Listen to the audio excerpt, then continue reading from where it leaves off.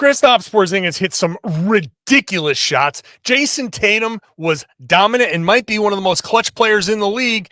And what a punch in the gut for the New York Knicks. It's all right now on the Locked On Celtics podcast. Yup. Beantown, be ever ready. Recognize the city of champs. Back to back, if I say it, it's stamped. Locked on number 19, the best one, the next one. Juice loose in your pool now for the next run. It's the C's, who else could it be? What they gon' say now? Screaming like JT, Karalis, recap the madness. Every game, every practice. Best daily pod, no cap like Brad Beckett. Clutch like Drew to KP, tap in daily. Primetime Devin D. White on the sideline. Raining J's, how it started, raising business, how we finished. Locked on Celtics pod, home of the winners. Hey there, welcome back to the Locked On Celtics podcast, right here on the Locked On Podcast Network, where it's your team every day, and I got you covered every Monday through Friday with a free podcast that drops directly to your favorite podcasting app. If you are subscribed, please do so. We're everywhere. We're on YouTube. Get into the comment section there. Share your thoughts about this game, this win over the Knicks, my takes, whatever it is. Do that in the comment section. I'm John Karalis. If you're new to the show, I've been covering the Boston Celtics for about 20 years now, doing it as a beat writer for a Boston sports journal and as the author of a couple of Celtics books. So you can Google my name and buy my books if you'd like to do that. The Celtics are a win away from 60 after a win over the New York Knicks in overtime. Later on, we'll get to Jaylen Brown's stinker and some of the other individual performances. We'll spend the second segment talking about Kristaps Porzingis and Jayson Tatum. I want to start, though, with the season sweep. The Boston Celtics beat the Knicks for the fourth time this year, and the Knicks still unable to beat any good teams. This one really had to suck for them because the Celtics didn't have Al Horford. Jaylen Brown stunk. Derek White couldn't hit a thing. The Celtics did not play well. They got out-rebounded 52-38. They gave up a ton. The Celtics gave up 17 offensive rebounds. That is insane that they gave up that many offensive rebounds. They gave up 22 points off of 15 turnovers. They didn't play great in this game, especially in the first half. And yet, there they were, beating the Knicks in overtime. Tatum hitting the shot to tie the game with 2 seconds left. And the Knicks had everybody. The Knicks were basically fully healthy. They're still working Brunson back in. And, they're still working Mitchell Robinson back in. So they're not at their total best, but they wanted to win this game. This has to be a psychological kind of just in the vein of Joe Mazzulla, who loves psychological advantages. I'm trying to find the right words to properly convey what this is for the Knicks without swearing, because I feel like a curse word here might be the best descriptor for how the Knicks feel, but just fill in your own blanks. The Knicks were trying to win this game. The Knicks want some confidence going into a playoff series, potentially with the Celtics. And to not get this win in this scenario is that's a tough one. And if the Celtics, I'll put it this way, if the Celtics continue this and somehow manage to, if they do meet the Knicks, somehow manage to sweep the Knicks in the second round of the playoffs, does Tom Thibodeau survive that? You think about, Taylor Jenkins already fired him in Memphis. Mike Malone got let go in Denver 3 games before the regular season ended. Wild decision there. Would letting Tom Thibodeau go, having all of this, put this Knicks team together, make all these moves, give up all these picks, and to have them not beat a single good team, and to go out weekly against the Celtics in the playoffs, pressure's on. The pressure is on them to have a good showing in the playoffs. Celtics, I'm sure are putting that pressure on them, putting a lot of pressure on everybody because they are now the best road team in Celtics history and one win away against Orlando from being the best, tied with the Golden State Warriors for being the best road team in NBA history. Either way, they are one of 3 teams to win 33 games in a row. The only on the road. The only other teams to do this, and this is a Sean Grandy stat, a special. I mention him because I love the way he puts this. 270 win teams are the only other ones to win 33 games on the road. And when you put it like that, you go, man, the only other 2 teams to do this won 70 games. The Celtics are sitting here 1 win away from 60 with 3 games left. What's the big difference here? Oh, yeah, all of those disappointing home losses in December and January especially. Last season, the Celtics won 37 games at home. And now here they are with 33 wins on the road. You put those 2 numbers together, and that's 70 wins. But this year's Celtics team had just happened to be 26-13 on the road. Flip those, and it makes sense. Flip that, and it makes sense. 33-7 on the road, 26-13 at home. Last year, it was 37-4 at home and 27-14 on the road. So they've almost literally flipped the home and road records from last season. That doesn't make sense when you look at it. Just if you're just clicking through and you go, what the hell happened to the Celtics? We know earlier this year, they weren't always trying. They weren't always at their best. They were trying to work back Porzingis, blah, blah, blah. None of that really matters. And I'm not saying they should have been a 70-win team, but man, you look at this road record and you go 33-7, potentially 34-7. That would have been the potential to do something special. Whatever. Doesn't matter. That type of thing is something for us. It's not something for the team. They're just cruising along. They're doing just fine. Not a big deal. They're officially the 2nd seed because Cleveland won. We know that the Celtics are now officially 2nd. There's nothing you can do. The Knicks, not officially 3rd yet. They are 50-29. The Indiana Pacers are 48-31. So they can still tie.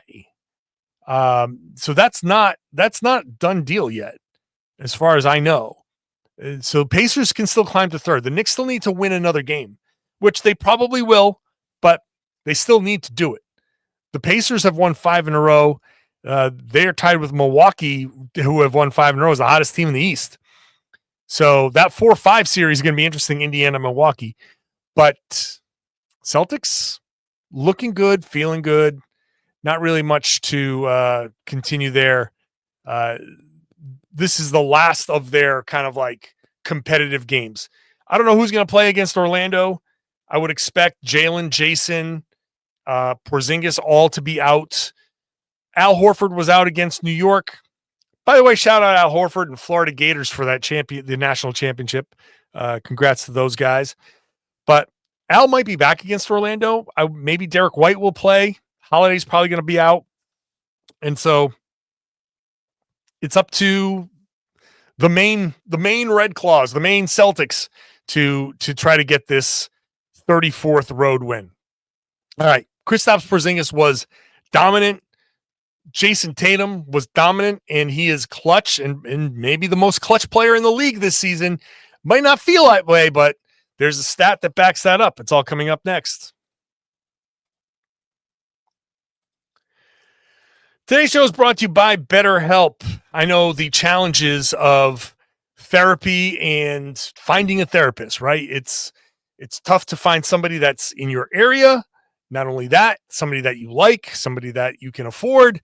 I know that taking care of your mental health is important, just as important as taking care of your physical health, but that traditional in-person therapy can be expensive. It can range from $100 to $250 per session and hard to find. So you can get an online option with BetterHelp.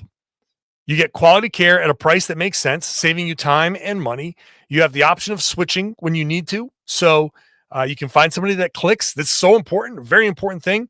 And therapy isn't just for, the worst case. People feel like they're at a breaking point before they go to therapy. No, You can alleviate everyday stress. You can learn how to set boundaries, develop positive coping skills.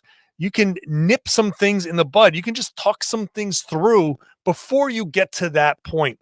I know from experience, very easy to say, I got it. It's not a big deal.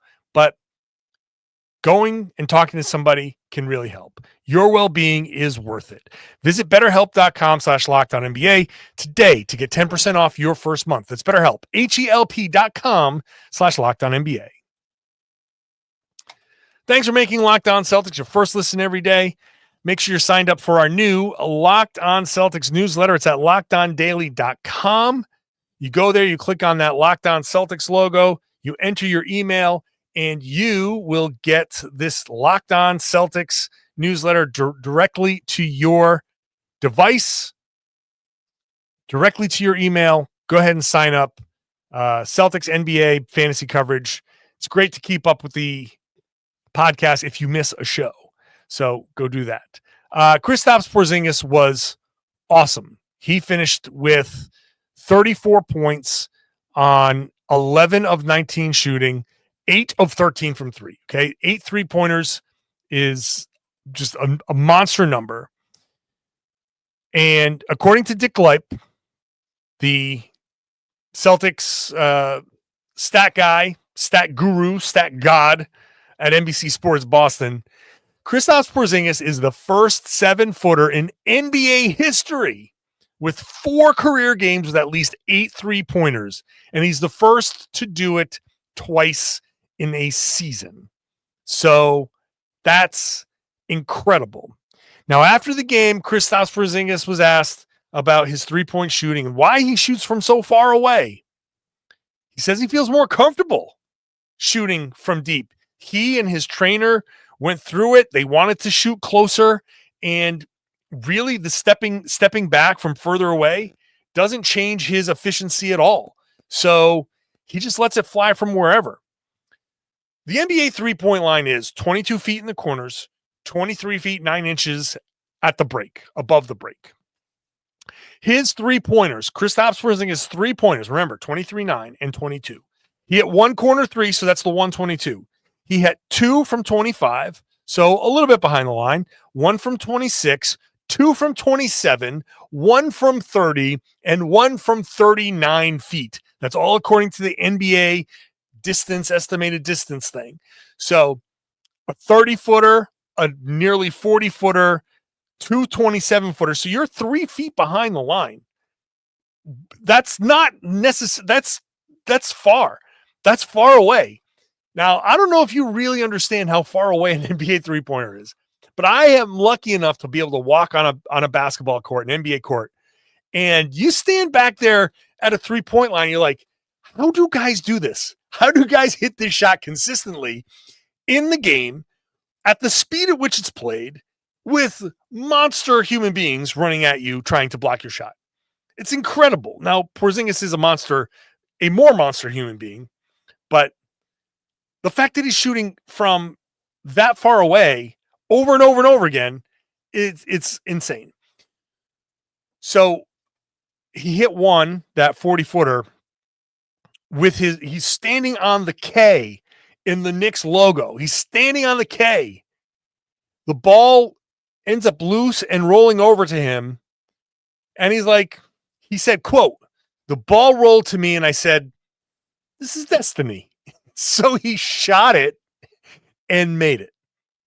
He also hit he's the guy that won the game in overtime, 2 free throws and then a 3-pointer off that Derek White kick out right side above the break.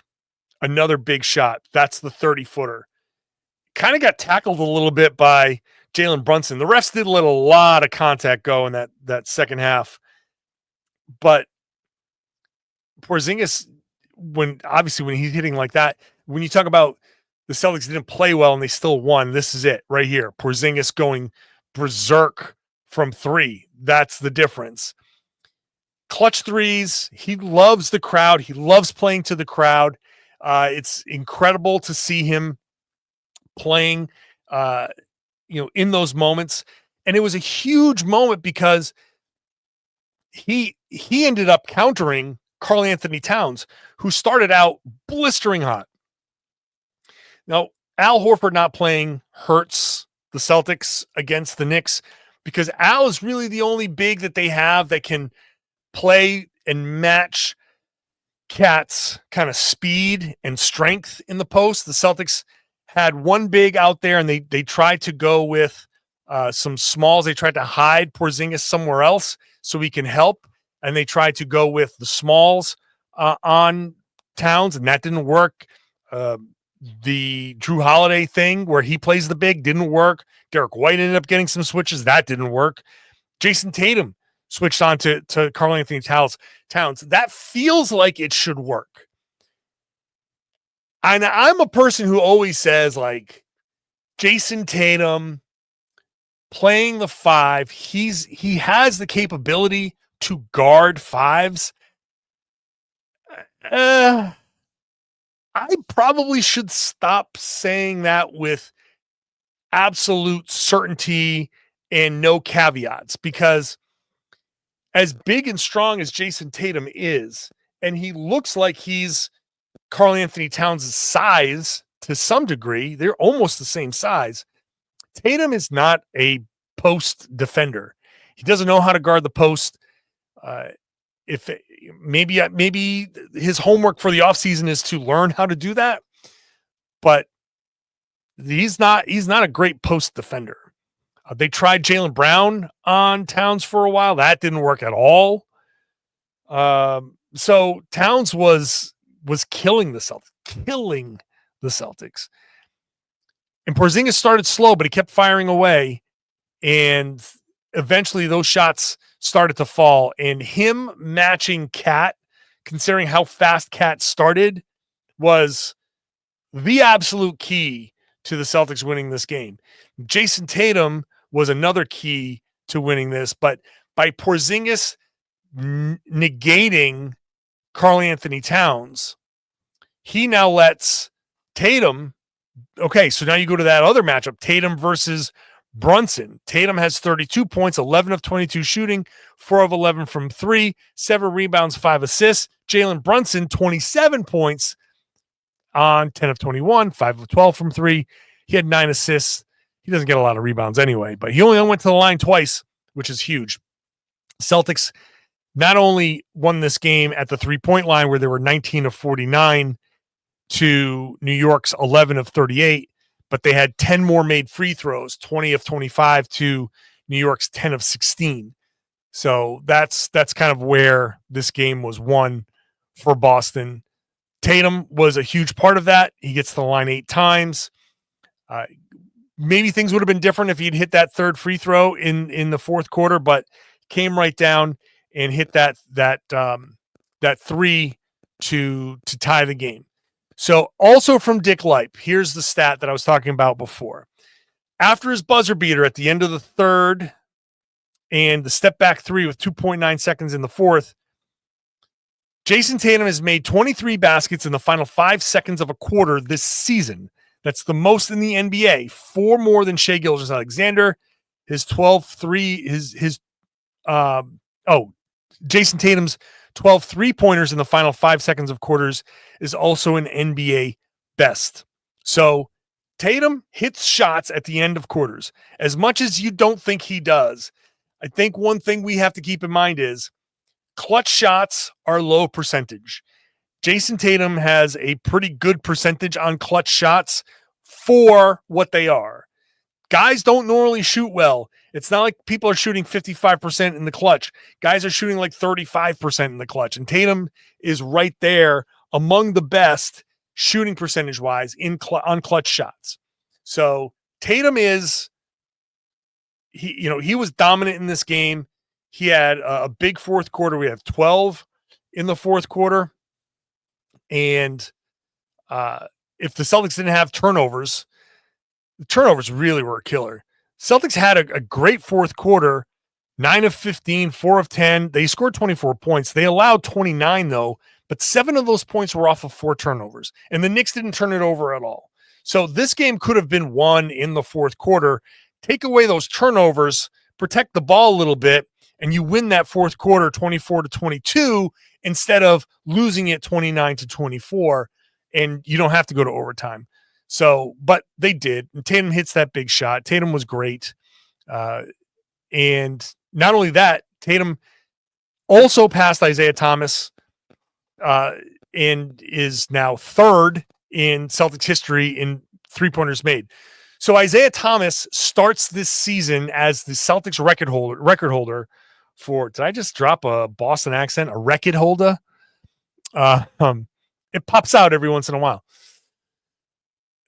Thomas starts the season as the record holder for three-pointers in a season. And he ends the season in fourth place. That is crazy. You come in holding a record like that hasn't been broken in, 9 years, 10 years? And then you end up in fourth place after one season. Boom. How did the Joe Mazzulla not calling a timeout, how did that allow the Celtics to eliminate a key strategy for the New York Knicks? I'll explain that when I come back.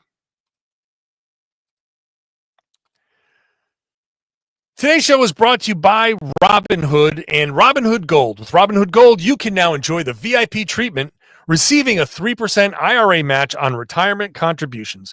The privileges of the very privileged are no longer exclusive. With Robinhood Gold, your annual IRA contributions are boosted by 3%. Plus, you also get 4% APY on your cash in non-retirement accounts. That's over 8 times the national savings average. The perks of the high net worth are now available for any net worth. The new gold standard is here with Robinhood Gold. To receive your 3% boost on annual IRA contributions, sign up at Robinhood.com/gold. Investing involves risk. Rate subject to change. 3% match requires Robinhood Gold at $5 a month for 1 year from first match. Must keep funds in IRA for 5 years. Go to Robinhood.com/boost. Over 8 times the national average savings account interest rate claim is based on data from the FDIC as of November 18th, 2024. Robinhood Financial LLC, member SIPC. Gold membership is offered by Robinhood Gold LLC. Thanks for making Locked On Celtics your first listen every day. Go check out Locked On NBA, Locked On NBA Game Night. I'm on Game Night on Fridays with Jake Madison. That's 7 days a week covering every game in the association. Then, middle of the day, you get a second podcast, the Locked On NBA podcast, which is more of a debate show style show covering the big stories in the league. The key moment for the Celtics is not calling the timeouts at the end of regulation and playing it out, and Jayson Tatum coming down and hitting the three-pointer. So what happened was Josh Hart, the Celtics botch a play, right? Tatum is at the line. First of all, he gets fouled at taking a three-pointer down 3. He misses one of the 3 free throws. So the Celtics are down 1. The Celtics botched the defense, and Josh Hart gets a layup with 12 seconds to go. 12 seconds to go, up 3 is the very clear strategy is you foul. You foul the second a ball handler's back is turned, and you give them the 2 free throws. Now, I don't know if the Knicks were in the bonus or whatever, but you get 2 fouls in the final 2 minutes. So if that first foul didn't do it, the second foul would have. But the Celtics don't call a timeout. And the Knicks don't have Mitchell Robinson on the floor. They have Jalen Brunson on the floor. They have an offensive lineup on the floor. Calling a timeout would help them set a defense and get big defenders out there. By calling the timeout, by not calling a timeout, you put pressure on the Knicks. The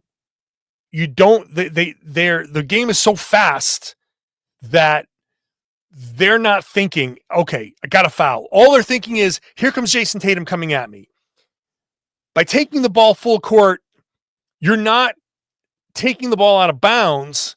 And a lot of times, if the ball is taken out of bounds, you you catch the ball in a spot where they can foul you right away, right?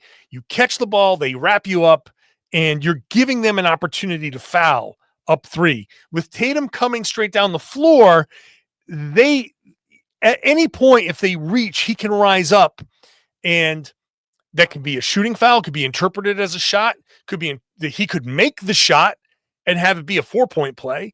So you have to put pressure on Tatum. If you're the Knicks, you've got to get up there, put pressure on him, get him to turn his back, and then you foul. But they never did that. Tatum brought the ball up. The Knicks were just trying to match up, and Tatum ends up getting the space, stepping back, taking the shot, making the shot. So not calling the timeout was actually a big deal, a big reason why the Celtics were able to even get that good of a look. I don't even think they would have gotten that kind of look if they called a timeout, set a play, and executed it. So, because I think the Knicks would have had the timeout discussion, they would have figured all of that stuff out. They would have been set, mentally ready to go. But this was, I think it was very good coaching to not call that timeout.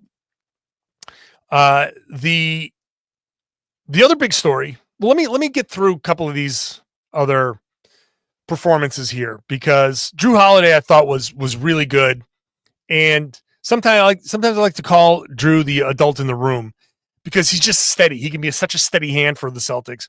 Third quarter, he has 10 points, kind of sandwiches. Like, he comes out, hits a quick 5-0 run. It's Holiday right away, right? 5-0 run. Then Porzingis does his thing, and then at the end of the quarter, Holiday hits a couple more buckets, and everybody talks about the 13-point third quarter that Porzingis had, but Holiday had 10. And he played the whole third quarter. He was 4 of 6, 2 of 3 in that third quarter, and did a very good job. Did a couple of steals in there, was part of them being a plus, big plus in that third quarter. What were they in the third? I think he was a plus 11 in the third quarter. So Holiday played well in this game, -1. Like, he had one bad turnover, but he made the most of that one. 16 points, 5 of 9 shooting, 16 points on 9 shots is good. He scored, he hit 4 free throws in the overtime, was part of that overtime that, salted this away. So Holiday, I thought, had a good game. Derek White couldn't hit a thing. He was 5 of 14 from the field, 4 of 12 from 3. He had 3 turnovers. Definitely not his best game. But look, also 9 assists, 8 rebounds. It's not like he didn't do things out there. He did do things. He was a -1, but when you score 14 points on 5 of 14 shooting, 4 of 12 from 3, that's not a plus situation. And for him to only be a -1 is kind of incredible, actually, but not the best game from Derek White. Peyton Pritchard, Sam Hauser, Luke Cornett. Luke Cornett, after doing a whole podcast, maybe it's my fault. I don't believe in jinxes, but it's kind of funny that I did a whole podcast of, can the Celtics keep Luke Cornett? How can they do it? And then he comes out and you're reminded that, oh, by the way, he is a third string center, and some matchups just aren't going to work for him. And this was one of them. 19 minutes. He was mostly ineffective, though he did get 3 offensive rebounds. Not that he didn't work hard or try hard. It didn't work out. So not the best game in the world for Cornett. Sam Hauser hit a couple of shots. Peyton Pritchard hit a couple of shots, but they were combined 1 of 7 from 3. So they didn't offer much for the Celtics. Jaylen Brown offered nothing. And look, I've said what I need to say about his knee. He says you don't need to rest. We knew that he's an up and down kind of player. With once the knee thing happened, it's become obvious that he's not stringing together a bunch of great games. And he didn't play in the fourth quarter. He didn't play in overtime. He played 21 and a half minutes, which, look, 21 minutes, you have to play 20 for it to count. Joe Mazzulla's quote at the end of the game, after the game, we just got what we needed to get out of him as he continues to push himself and test himself. We still got games left, so we got what we needed to get. what we needed to see, and we move forward. Look, man, to me, that's as much an admission without Joe saying it that he played his 20 minutes so he could qualify for the 65 games. We got what we needed out to get out of him as he continues to push himself and test himself. We got what we needed to get, what we needed to see, and we move forward. You got to play 20 for it to count, and he played his 20. He was 6 points, 2 of 8, 0 of 2 from 3, couple of free throws. He did get 5 rebounds, but he turned the ball over 3 times. I just keep saying, I hope Jaylen Brown knows what he's doing. I hope he knows what he's doing, because some of these games are great, right? Against Washington, 15 points, not bad. 15 points in 22 minutes. In the game before that against Phoenix, 31 points in 28 minutes. Before that against Miami, 24 points in 29 minutes. He's had some good games. So I'm not saying that the knee is an issue that is just going to end his season or cripple his playoffs. But in games like this one, where he looks bad, and in Washington, he didn't look great. These are the games that make you worry. And so, I don't know. He has to play 2 more games to qualify for 65. I'm assuming that he takes the back-to-back off against Orlando, and then he plays 20 minutes in the 2 games against Charlotte. And we can all just admit that he got to the 65 games. He wants to make All-NBA. I've said it before. Fine, that's the rule. I'm not thrilled with it.